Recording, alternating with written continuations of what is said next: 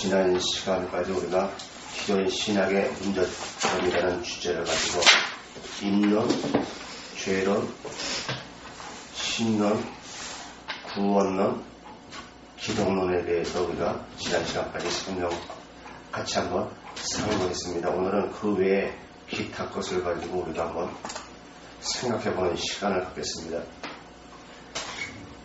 저나 여러분이나 하나님을 알고 또 성경을 안다고 나름대로 자부하고 있지만 실상에 있어서 하나하나 문제점을 파고 들어가면은 알고 있는 것이 아니라, 즉 안다는 것은 지식적으로 아는 것이 아니라 하나님에 대해서, 성경에 대해서 전혀 바로 알고 있지 못하는 그런 것들이 꽤 많이 있습니다. 이것은 우리만의 문제가 아니라 지금 2000년 교회사가 현실에서 보여주고 있듯이, 그래도 하나님에 대해서 안다고 자부하고 있음에도 불구하고 그 속속들을 비껴보면 하나님에 대해서 전혀 모르고 있다. 다시 말하면 그냥 내가 하나님이 이럴 것이다 라는 추측과 또한 짐작과 지식, 이것을 통해서 내가 하나님을 알고 있다라고 자부심을 갖고 있는 것이 오늘날 교인이 아닌가, 그렇게 생각합니다. 그것은 유대교인을 통해서도 우리가 잘 알 수 있습니다. 나름대로 유대교인들은 하나님을 잘 섬기고 하나님에 대해서 많이 알고 있다고 자부하고 있습니다. 그러한 유대인들을 향해서 하나님은, 성경은 전혀 하나님에 대해서 무지한 자들이다, 이렇게 말씀하고 있습니다. 그러면 하나님을 아는 게 과연 어떤 것이 하나님을 아는 것이고 어떤 게 하나님을 모르는 것이냐, 이 문제를 우리가 생각해 봐야 되겠죠. 우리는 하나님에 대해서 우선 제일 먼저 생각해야 될 게 전지전능하신 분이 하나님이다 라고 알고 있습니다. 맞습니다. 그러나 그 전지전능에 대해서 문제가 있는 것은 전능에 대해서 문제가 있어요. 전능이라는 것은 곧 할 수 없는 모든 것을 다 할 수 있다라는 의미죠. 그래서 많은 사람들이 하나님은 못하실 것이 없다라고 전부 다 생각하고 있습니다.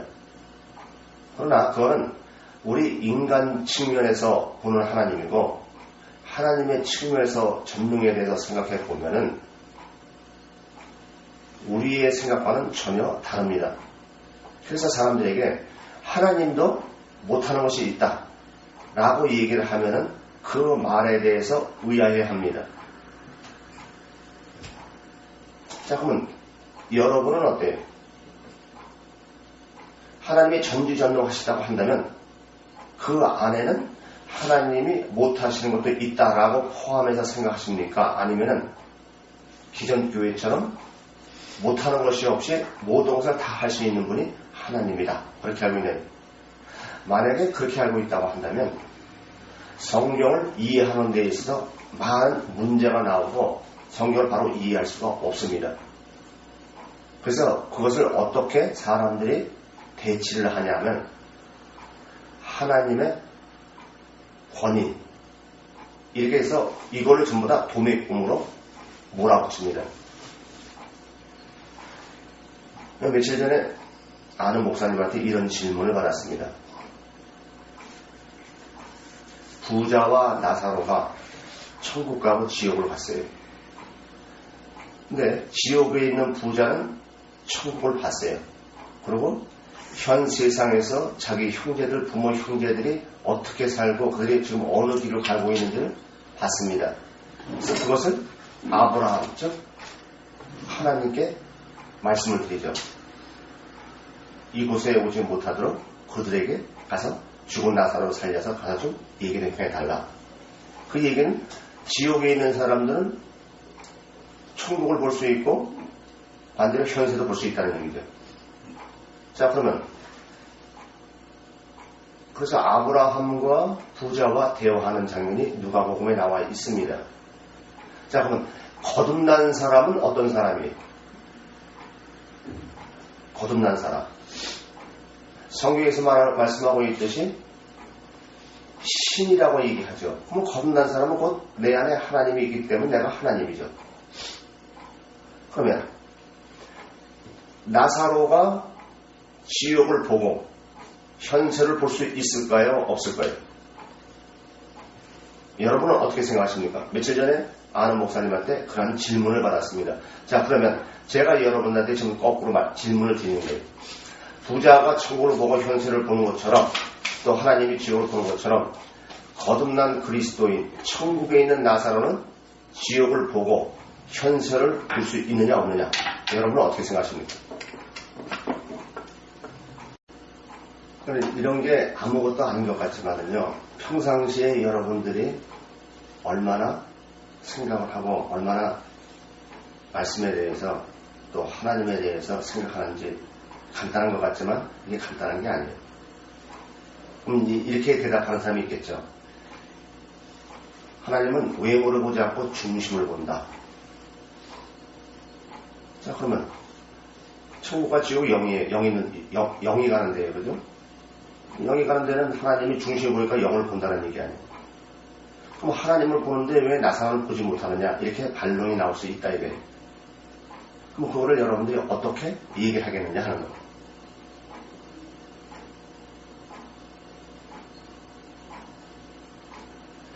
그래서 이게 우리가 하나님의 전능성, 이거에 대해서 정말 많은 생각을 해야 돼요. 이게 우선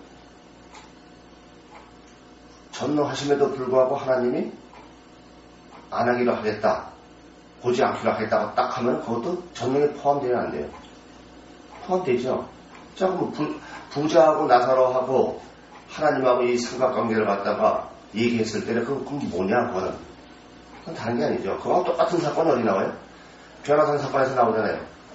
변화산 사건에서 예수님이 베드로와 야고보와 요한을 데리고 이제 변화산에 올라가셔서, 그래서 예수님이 아브라함하고 얘기하고 엘리사하고 얘기하는 것을 친히 보여주잖아요.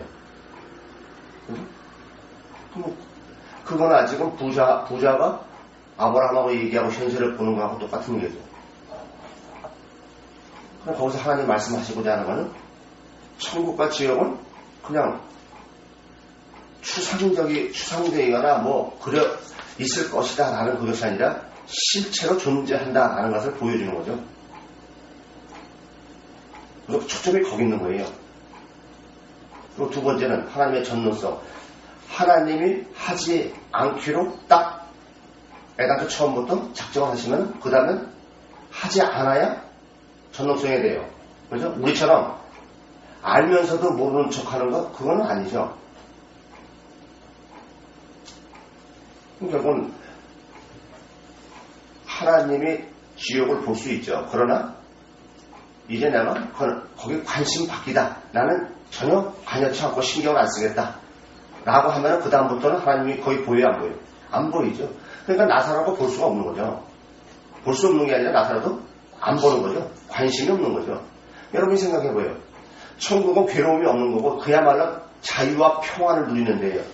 근데 지옥에 있는 내 자식이나 내 부모, 또 현세에 있는 거, 거기에 자유가 있어요? 평안이 있어요?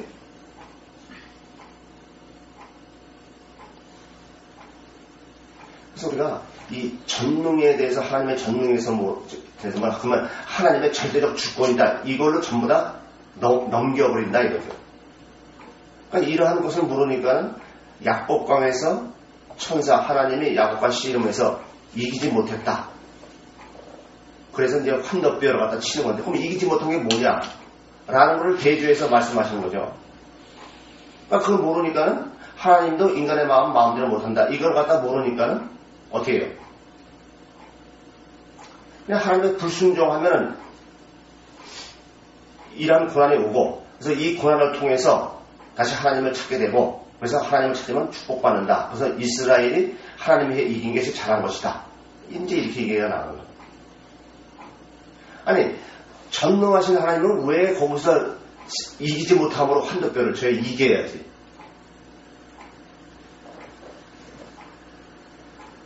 또, 아니, 전능하신 하나님이 모세가 그야말로 그렇게 귀한 하나님이 주신 돌판 두 개인 십계명 돌판을 줬는데 그걸 깨트릴까 알아야 몰라요. 그럼 그거 깨트리지 말아야지. 근데 깨트린 거 알면서도 잡지 않잖아요. 그럼 뭐 문제가 있는 거 아니에요? 깨트려야만 되는 그 하나님의 애당초에 설계에 있기 때문에 그냥 내버려 두는 거 아니에요? 또 선악과가 그냥 그 대표적인 얘기죠. 아니, 전능하신 하나님이 아담과 하와가 선악과를 따먹을 줄 몰라서 해놨다? 그럼 그 문제 있는 하나님 아니에요? 그런 하나님 신을 우리가 어떻게 믿어요? 믿음의 대상이 돼요? 그러니까 우리가 조금만 생각해 봐도요, 지금 기존에서 전하고 있는 그 성경 해석의 앞뒤가 얼마나 모순이 되는지를 잘 알 수 있어요. 전문성 요 하나만 놓고라도. 또, 아니, 전능하신 하나님이 그야말로 모든 자가 다 구원에 이르기를 원하는데, 다 구원에 이르게 하지, 왜 구원에 누구는 되고, 누구는 안 되고, 알곡과 죽정이를 가르고, 왜 그렇게 해요? 또, 번역에 문제가 있지만, 하나님이 꼭 아브라함을 시험해 봐야, 아브라함이 나를 갖다가 믿는지 안 믿는지, 사랑하는지 안 사랑하는지, 그거 아시는 분이? 만약에 그렇게 시험해서 한다고 한다면, 나타난 결과를 통해서 아브라함이 나를 사랑한다, 신뢰한다, 이걸 안다고 한다면, 그분은 전능하신 하나님이 아니죠. 우리 인간과 다를 바가 뭐가 있어요? 그래서 우리가 이 하나님의 전능성에 대해서 지금 기존에서 잘못 오해하고 있다. 오해하고 있는 것이 아니라 전혀 잘못 알고 있다. 그 대표적인 게 뭐예요? 교회에서 기도시키면 그렇게 얘기하죠. 무소부재하신 하나님. 무소부재가 뭐예요? 하나님이 없는 곳이 없다는 얘기죠. 그러면은 예수님이 이 땅에 오실 필요가 뭐가 있어요? 하나님이 없는 곳이 없다면은 모든 사람 안에도 하나님이 계시다는 얘기인데 뭐하러 예수님이 이 땅에 오셔? 그럼 뭐하러 복음을 전하셔? 우리가 듣기에 성령의 감화, 감동, 무소, 부재, 듣기에는 괜찮은 것 같지만요. 그건 전부 다 잘못된 거예요. 성경에 제가 말씀드렸죠? 감화, 감동이라는 단어는 없다. 또 성경에 무소, 부재라는 게 어디 있어요? 무소, 부재하신 하나님이라고 말씀하신 건 있어요?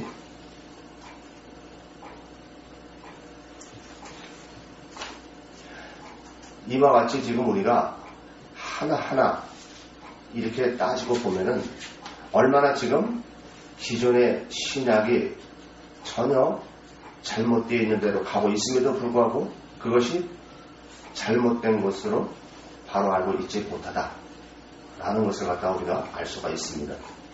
두 번째는 임마누엘의 의미에 대한 오해입니다.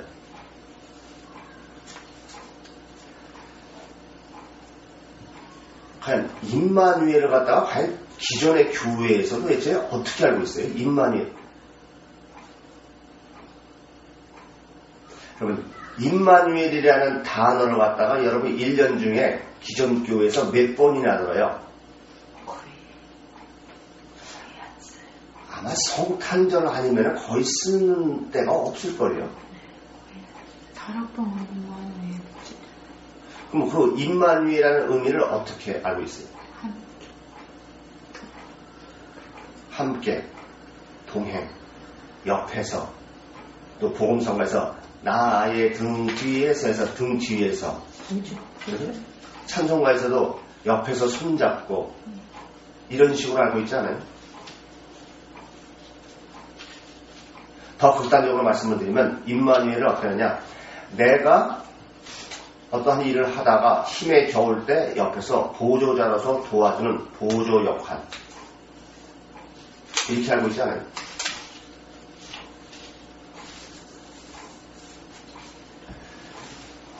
우리가 이걸 갖다가 한번 생각해 보세요. 임마누엘이 과연 뭔가? 저들이 임마누엘을 갖다가 알았다고 한다면은요, 영접기도? 여러분, 영접기도를 갖다 교회에서 시키잖아요. 영접기도라는 게 도대체 뭐예요? 네?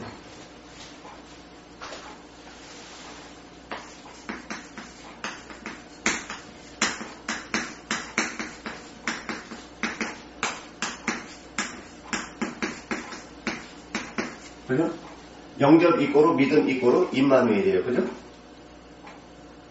근데 그들은 어떻게 해요? 우선 믿음에 대해서 생각해 봅시다.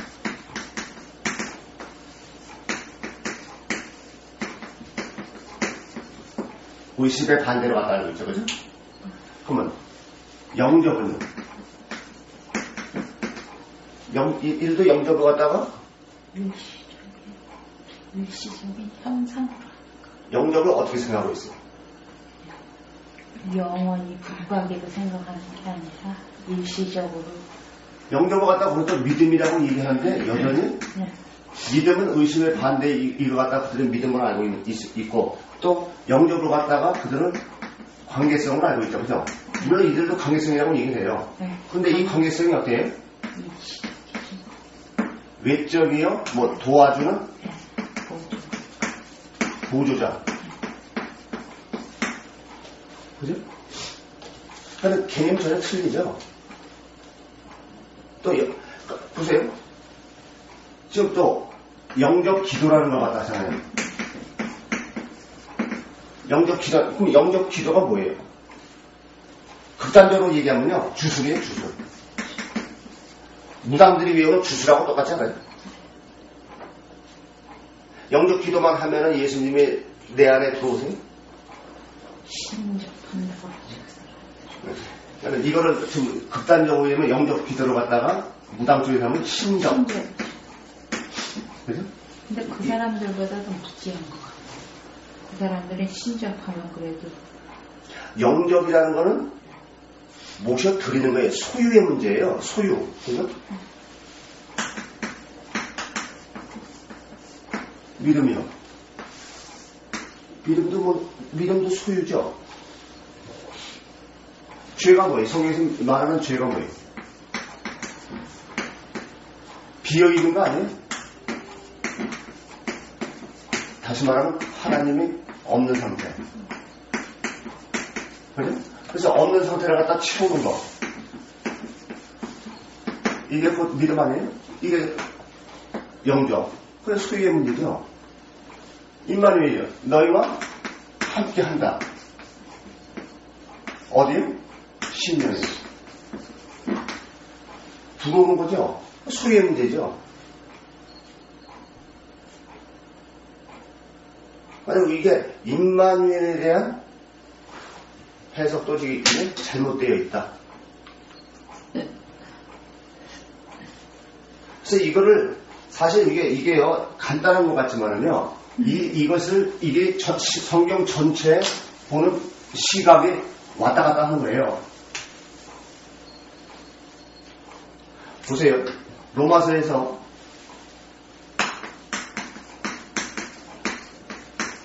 믿음에서 믿음에 이른다고 했어요. 그죠?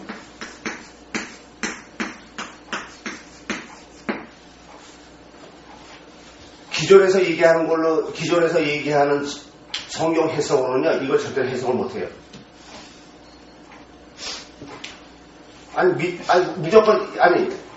십자가에 돌아가신 예수님을 믿으면 된다며요. 근데 여기는 분명히 믿음에서 믿음인데, 그러면 그 믿음 갖고 된다는 얘기 안 된다는 얘기. 성경에도 분명히 엘로힘, 여호와,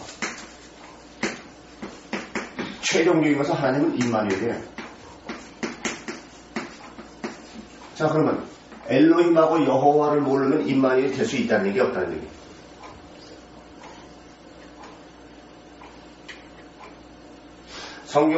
성경은 이 논리로 좀 써 있어요. 삼위일체 되면 성부, 성자, 성령이죠. 그러니까 삼위일체와 엘로힘 여호와 임마누엘이 떨어질래야 떨어질 수 없는 삼각관계를 이루면서 계속 물고 넘어가고 있다는 사실이지만, 근데 기존에서는 전부 다 어떻게 돼요? 지금 모든 사람의 신앙이 지금 여기 있잖아요. 창세기. 이거 갖다가 제가 그랬어요. 뭐라고 그랬어요? 주시 없어서 신앙이라고 그랬어요. 그죠? 그래서 세미나 때도 그랬잖아요. 신앙에도 단계가 있다. 엘로힘 단계, 여호와의 단계, 임마누엘 단계. 여러분, 엘로힘에서 여호와로 가서 여호와에서 임마누엘을 가느냐 아니냐가 판가름 나는 게 아니에요. 엘로힘 신앙에서 여호와로 바로 갔을 때 임마누엘이 되는 것이지 엘로힘에서 여호와로, 이거는 이제 신앙의 단계를 제가 이렇게 말씀하는 것이죠. 여호와로 갔는데 임마누엘 안 간다 그런 일은 없어요. 엘로힘에서 결정나는 거예요. 보세요.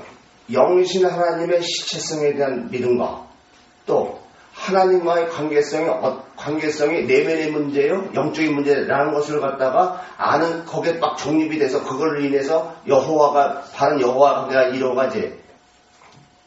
하나님은 계시다, 그러나 추상적으로. 그리고 하나님과의 관계는 행위다. 그런 사람이 그게 여호와 관계가 가는 거예요. 절대로 갈 수 없어요. 성경에서도 보세요. 다른 여호와 관계로 간 사람은 다 임마누엘에 들어가요. 그러나 다른 여호와 관계에 들어가지 않은 사람, 즉 엘로힘에 머물러 있는 사람은 임마누엘에 갈 수가 없어요. 근데 성경에 보면은 우리가 여호와 관계로 가는 것 같죠? 아니에요. 야, 내가 언제 너희 보고 제사를 원하느냐? 내 마당만 밟습니다. 이거 뭐예요? 여호와 관계 바로 갔다는 얘기, 안 갔다는 얘기? 안 갔다는 얘기죠. 그러면 너는 지금 내가 너에게 원하는 내 뜻을 너는 좀 잘못 알고 있다 라는 얘기죠. 그럼 그게 여호와 관계 간 거예요? 아니죠. 그래서 로마서에서 믿음의 이득이 하나니 했을 때에 이것은 바로 엘로힘 여호와 임마누엘, 하나님의 구원의 원리, 그 방법, 원칙, 이거 갖다 얘기하는 거죠. 세 번째 우리가 생각해야 될 게 천국에 대한 이해. 교재에는 상태, 장수적 개념이다, 통치의 개념이다 이렇게 했는데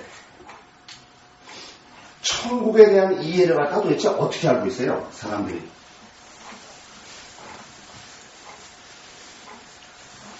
죽으면 가는데. 천국을 갔다가 하나님이 계신 것, 저 천국. 거기만 생각하고 있잖아요. 바로 이제 뭐 하나님이 계신 곳이 천국이다 이렇게 얘기하는 사람도 있어요.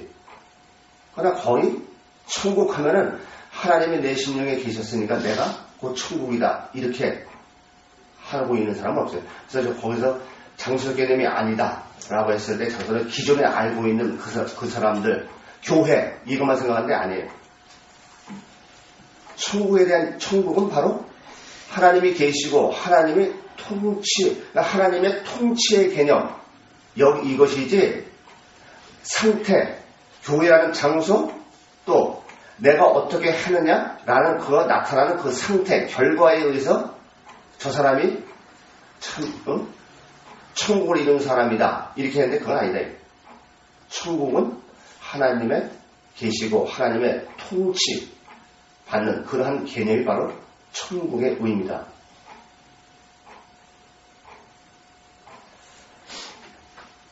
네 번째는 우리가 부활에 대해서 한번 생각해 보는데 부활의 의미에 대해서 바로 알고 있지 못하다. 여러분 한번 생각해 보세요. 교인들이요 이렇게 질문하면 그래요. 우리 그리스도인만 부활하는 걸로 전부 알고 있잖아요. 여러분은 어떻게 생각했어요? 그 전에 부활에 대해서 어떻게 알고 있었어요? 사실요, 여러분, 이 부활을 알려면요, 예수님이 이 땅에 오신 그 목적, 그것을 알아야 돼요. 그걸 모르면요, 부활을 전혀 몰라요. 그래서 우리가 이 부활의 의미를 알려면은 예수님이 이 땅에 왜 오셨느냐? 과연 예수님이 이 땅에 오신, 이제 며칠 안 있으면 사람들이 뭐 성탄이라고 해갖고 뭐 이제 난리들을 피우는데 사실 성탄이 기쁜 게 아니죠. 어때요?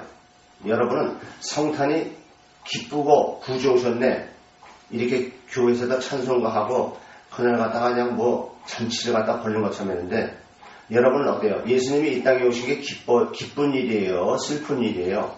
어떻게 생각하세요? 여러분들은?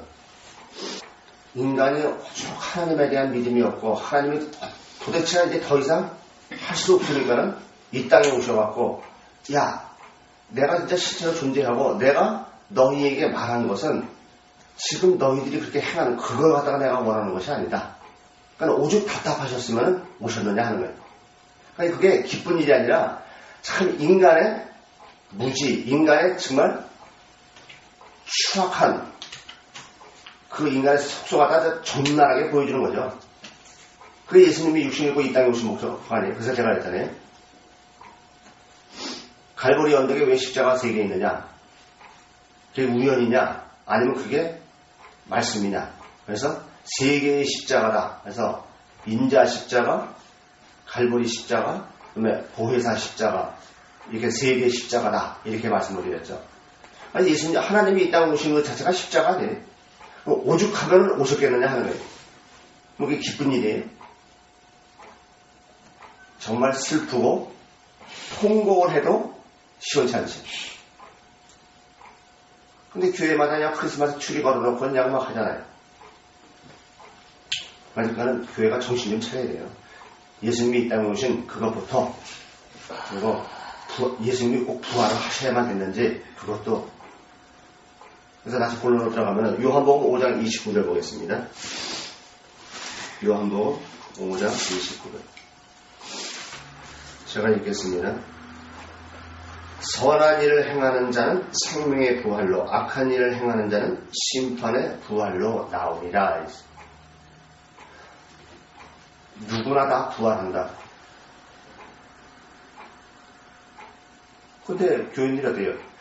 교인들만 부활해서 천국 가고 나머지는 그냥 지옥 간다 이렇게만 생각하잖아요. 부활한다는 생각은 전혀 안 하잖아요.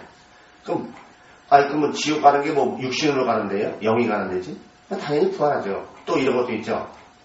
성경에는 분명히요, 악인과 선인에게 비를 내린다고 해서 안 내린다고 했어요.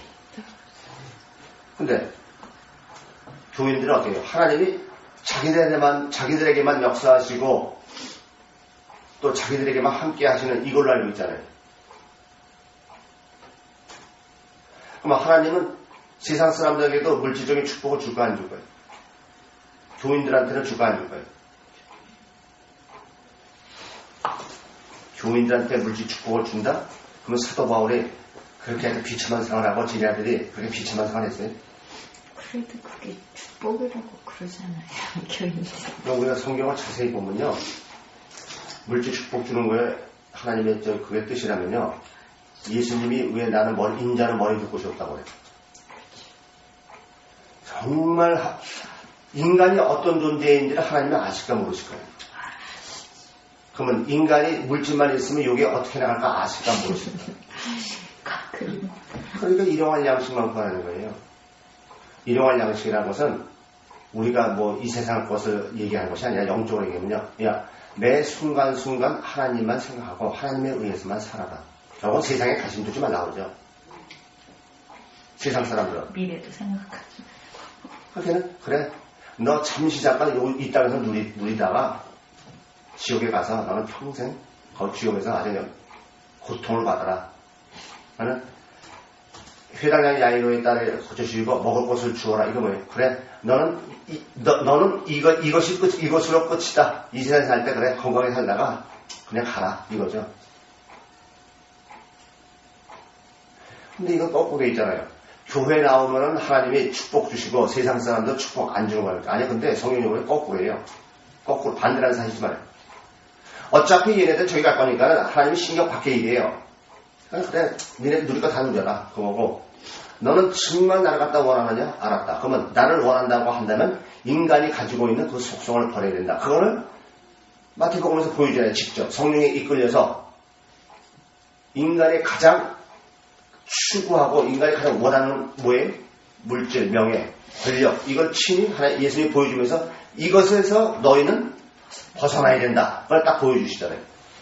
반대로 마귀는 그것을 통해서 하나님과 관계를 갖지 못하게 한다 라고 말씀하잖아요.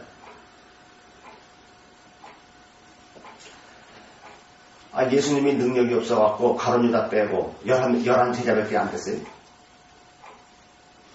교회 큰 것도요, 그것도 문제예요. 만약에 교회가 부흥하고 성장하고 몇십만 명, 몇천 명이 된다고 한다면 예수님도 그렇게 제자를 갖다가 몇천만 명, 몇백만 명은 안 돼요. 그래서 부활의 의미는 누구나 다 부활한다. 그리고 부활하신 것은 또 하나님이 그렇게 얘기했잖아요. 성령. 저는 보세요. 인자의 말을 거역하면 사신을 받되 성령을 거역하면 절대로 사신을 받지 못한다. 그건 뭐예요? 예수님이 공생의 동안에 야, 왜 나를 자꾸만 선하다고 하느냐? 나는 선하지 않다. 선한 이는 오직 누구다? 한 분이다. 그 얘기는 뭐예요? 예수님 자체가 뭐 선하지 않고 뭐 막대 먹은 사람에 대한 얘기예요? 그게 아니죠. 내 육신의 삶을 보고 배우고 그것에 의해서 사는 그것이 곧 하나님이 원하신 것이 아니다. 그러니까 내가 외모를 행하는 그 행위를 하지 말아라. 내 속에 있는 성령, 그분에 의해서 되어지는 그것이 곧 선이다. 이걸 얘기하는 것이죠. 그럼 뭐예요? 신앙은 외적인 행위가 문제가 아니라 내면의 문제예요. 하나님과의 관계성의 문제예요. 하나님에 의해서 통치를 받고 사는 이것이 곧 선이다. 이걸 얘기하는 것이죠. 그래서 그것을 실질적으로 복음서에서 보여주시고 그래서 그 하나님이 실체다라는 것을 예수님이 부활해서 보여주시는 거죠. 왜? 인간은 또 어때요? 이게 또 보고 확인을 해야 되잖아요. 근데 보고 확인한다고 해서 돼요? 아니요. 성령과 하나를. 그러니까 그 부활하셔서 이 제자들한테 부활하시는 그 자체가 돼요. 여러분 가만히 보시면요. 기가 막힌 거예요. 다시 말하면 그거는 어떤 의미냐. 너희가 지금 여기서 이렇게 한다 할지라도 성령이 아니면은 보고 알 수 있다 없다? 알 수 없다. 더 광범위하게 나오면 성령이 아니고서는 너희가 할 수 있는 것은 아무것도 없다. 그래서 부활의 의미는 성령이 아니고서는 하나님이 부활해서 내 앞에 있다 할지라도 알 수 없다. 알 수 있는 방법은 성령을 먹어야 된다. 성천식처럼. 그 다음에 이제 우리가 생각해 이제 교회의 의미에 대해서 생각해 봅시다. 여러분, 이게 문제가 되는 게, 기존에서 그러죠. 요새는 이제 그렇게 말하는 사람 많아요. 교회는 이 건물이 교회가 아니라 이거는 예배 드리는 곳이다. 진짜 교회는 하나님이 거하신 거듭난 사람이 교회다. 말은 그렇게 해요. 자, 그러면, 말은 그렇게 하면서 실질적으로 왜 그 교회에 대해서 왜 건물에 대해서 왜 이렇게 거기다가 치장을 하고 거기에 왜 목을 매요?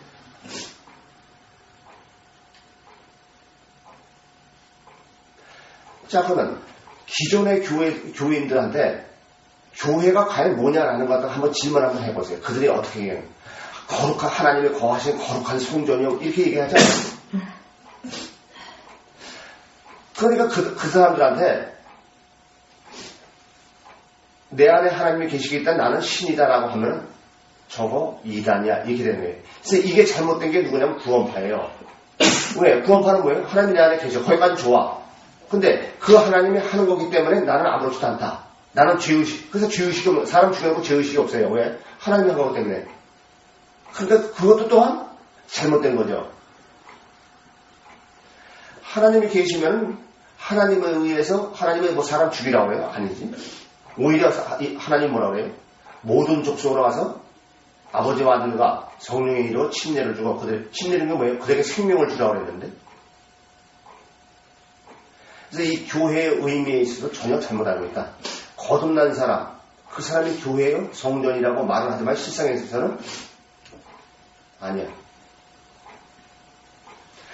보세요. 만약에 진짜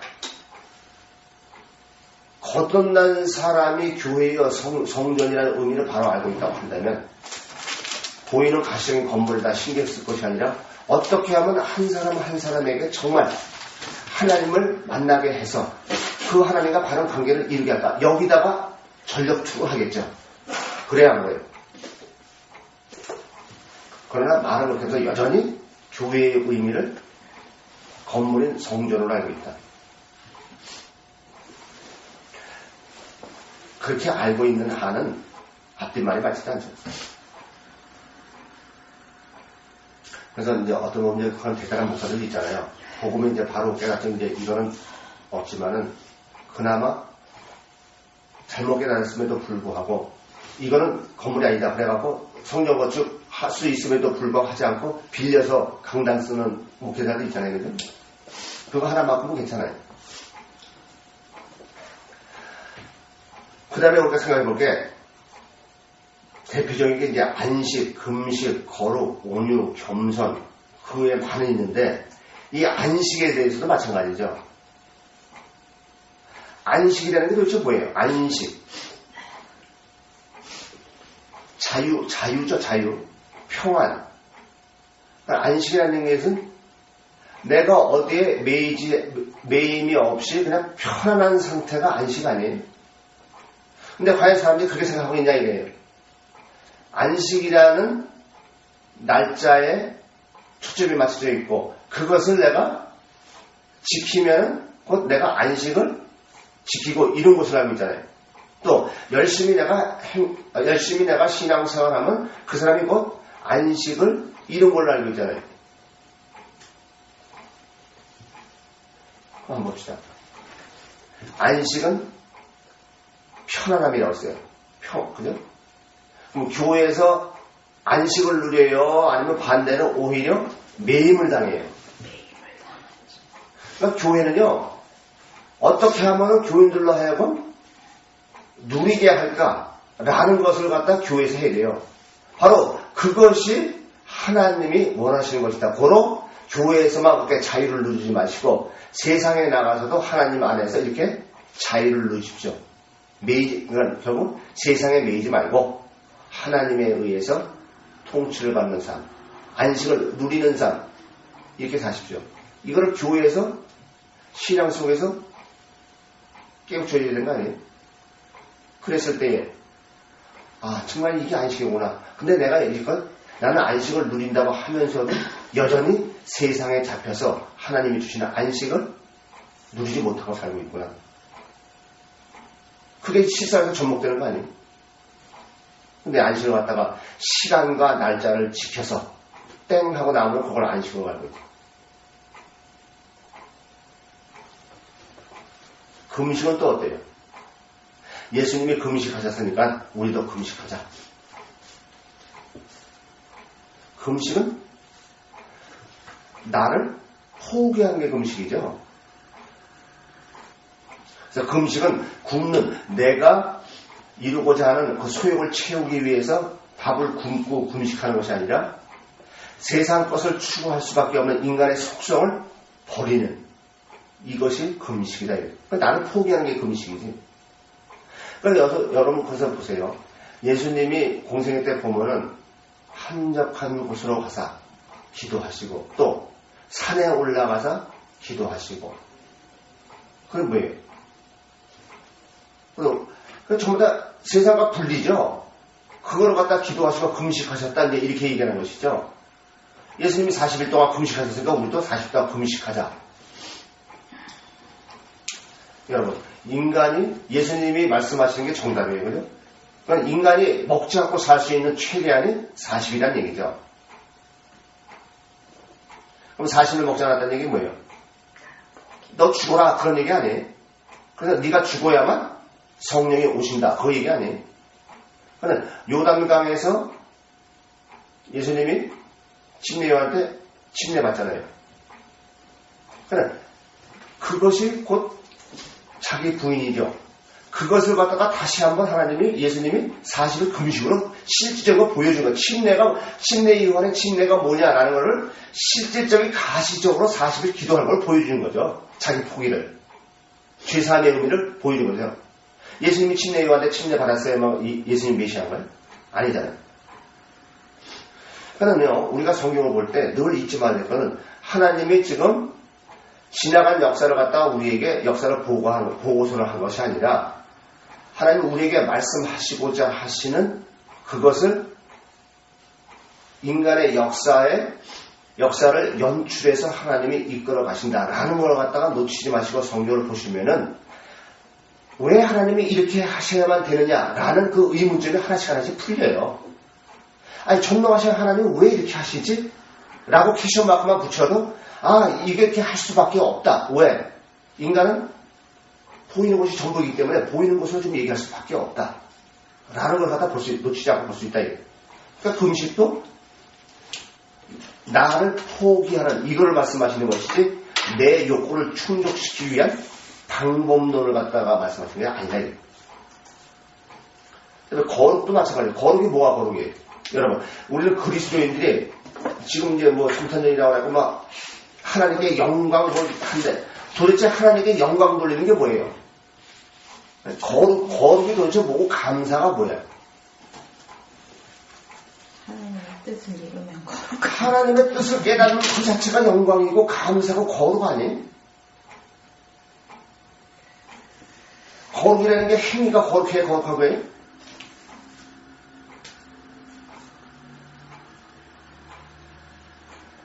하나님 자체가 거룩하기 때문에 그분 자체가 내 안에 들어오면 그분에 의해서 거룩. 또 하나님의 영광은 뭐예요? 하나님의 뜻을 깨달아서 이룬 게 그게 영광이고 하나님의 뜻을 깨달아서 내가 나타나는 열매가 감사지. 그러면 온유, 겸손 다 마찬가지죠. 뭐 안식, 금식, 거룩 뭐 이런 거 다 등등 다 포함해서 한마디로 말하는 게 온유와 겸손이에요. 그걸 다시 한번 얘기한 게 자기를 부인하고 자기 십자가를 지고 나를 쫓을 것이냐. 이걸 딱 이제 한마디로 말씀하는 거예요. 그럼 세상에서 종교에서 말하는 의미와는 전혀 틀리죠. 종교에서 말하는 세상에서 말하는 안식은 내가 열심히 일하고 쉬는 거예요. 또 금식 뭐예요? 밥을 안 먹는 거예요. 아니 병원에서 금식 안 해요. 금식 왜 해요? 병원에서 금식 왜 해요? 그 사람이 병원 갔다가 더 원인을 갖다 더 확실하게 알기 위해서 금식시키는 거죠. 그죠? 그러니까 세상적 의미하고 전혀 틀리단 말이에요. 그 다음에 우리가 생각해야 될 게 선민사상. 장로교 또 교회에서 뭐 유대인들은 뭐 선민사상에 잡혀 있어갖고 뭐 하나님 이렇게 얘기를 하잖아요. 그럼 선민사상이 도대체 뭐예요? 하나님의 만세에 택했다. 하나님이 자기네들 택한 족속이다. 이런 거 아니에요? 그럼 절대예정. 만세전에 하나님이 우리가 택하셔갖고 그거 아니에요? 그럼 선민사상이나 절대예정이나 뭐가 틀려요? 못되시나. 글자만 틀리지 그 안에 내포되어 있는 말은 다 똑같죠. 신명기 24장 16절 보세요. 신명기 24장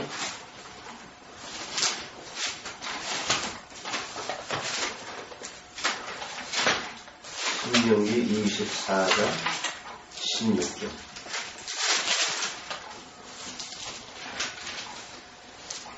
제가 읽겠습니다. 아비는 그 자식을 인하여 죽임을 당치 않을 것이요 자식들은 그 아비를 인하여 죽음을 당치 않을 것이라. 각 사람은 자기 죄에 죽임을 당할 것입니다. 이건 무슨 말이에요? 죽임을 당하지 말아야죠. 왜 죽임을 당해? 하나님이 택했기 때문에.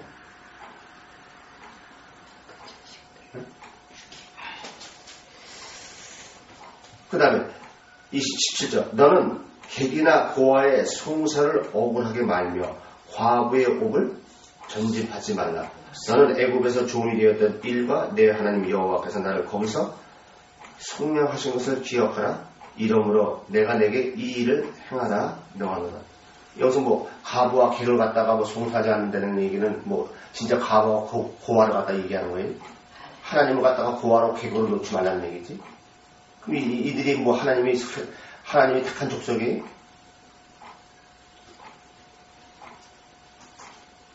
예레미야서 31장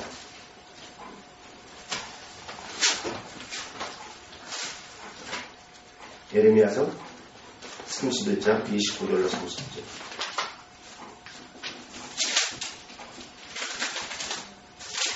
제가 읽겠습니다. 그때 그들이 다시는 이르기를 아비가 신포도를 먹었으므로 아들들이 이가 시하지 아니하겠고 신포도를 먹는 자마다 그 이가 신같이 각기 자기 죄악으로만 죽으리라. 왜 죽어? 죄를 짓지 못해서 죽지 못하게 하셔야지.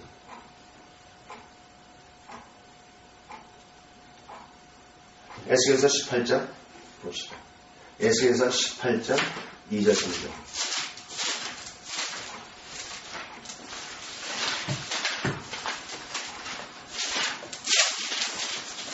1절부터 전해 읽겠습니다. 여호와의 말씀이 또 내게 임하여 가라사대 너희가 이스라엘 땅에 대한 속담에 이르기를 아비가 신포도를 먹었으므로 아들의 이가 시다고 하면 어찌미뇨? 나 주 여호와가 말하노라 내가 나의 삶을 두고 맹세하노니 너희가 이스라엘 가운데서 다시는 이 속담을 쓰지 못하게 되리라.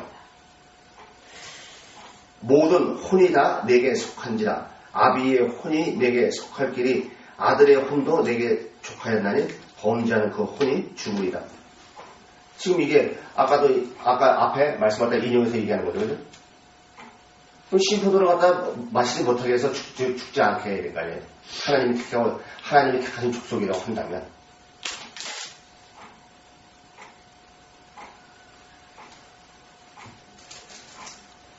그러니까 이 속담을 쓰지 못하게 된다. 이거 했을 때 여러분 생각나는 건 뭐 있어요? 무슨 생각 안 나세요?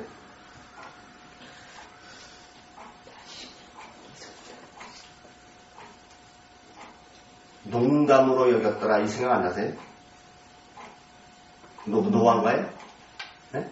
노아가 이제 심판한다 했을 때 그 사위들이 농담으로 여겼다 이렇게 얘기를 하고 그러죠? 로샤?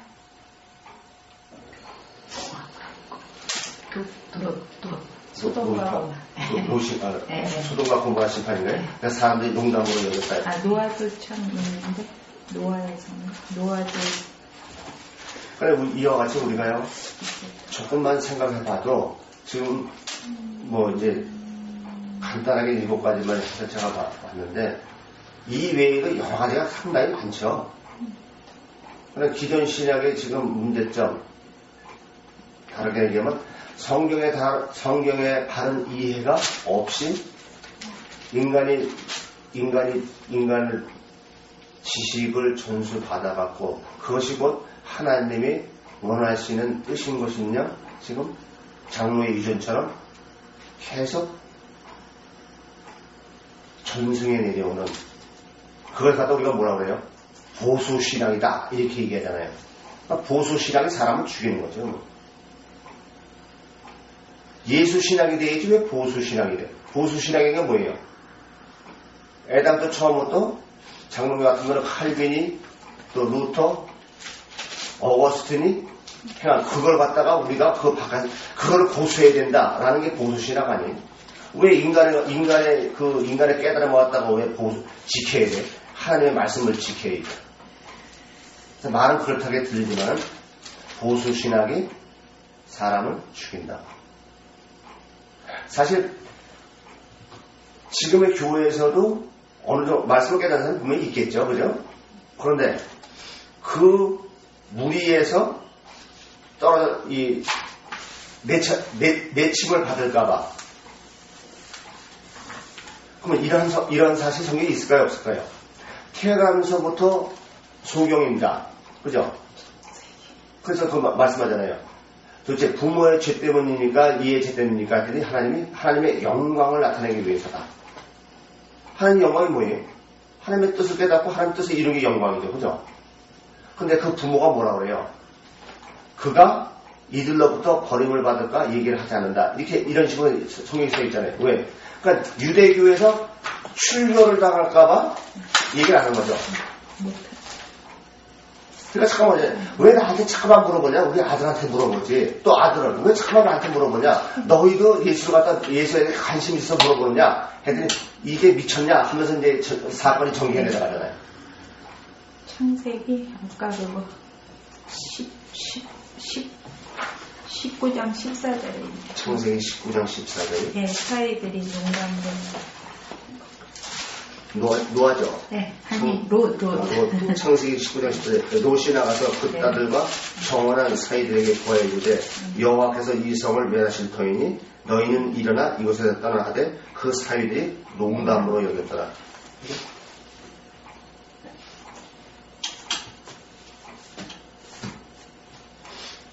이와 같이 우리가 기존 신약의 성경을 잘못 해석한 그 문제점에 대해서 생각해 봤습니다. 이것은 더 여러분들이 많이 찾아낼수록 그만큼 여러분들이 성경을 많이 볼 수 있는 시야가 넓어졌다는 것이죠.